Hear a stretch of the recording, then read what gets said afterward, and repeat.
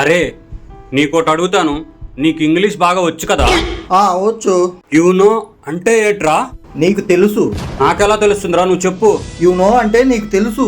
Promise రా, నాకు తెలీదు. ఓర్ నాయనా, యు నో అంటే తెలుగులో నీకు తెలుసు అని అర్థం. అరే నాకు తెలియదురా బాబు అంటే మళ్ళీ మళ్ళీ నీకు తెలుసు అని చెప్తావేంట్రా? సరేలే, అది నీకు తెలియనట్టుంది. అయినా అంటే ఏంటో చెప్పుపోని. నాకు తెలుసు. చెప్తేగా నాకు తెలిసేది, చెప్పు మరి. ఐ నో అంటే నాకు తెలుసు అని. నీకు తెలిసిందేరా, నాకు చెప్పు. ఐ నో అంటే తెలుగులో నాకు తెలుసు అని రా బాబు. నీకు తెలుసని నాకు తెలుసు, నాకు కూడా తెలియాలి కదా, చెప్పు. ఏంట్రా, ఏ బడిలో చదువుకున్నావు? ఆ మాత్రం తెలీదా? సర్లే, లాస్ట్ క్వశ్చన్ అడుగుతా, చెప్పు. అడుగు. దే నో అంటే ఏంటి? వారికి తెలుసు. అరే నీకు తెలీదు, నాకు తెలీదు, మరి ఎవరికి తెలుసు?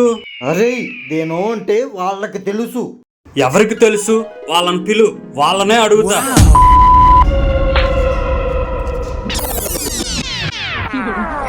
తెలియకపోతే తెలియదని చెప్పాలి.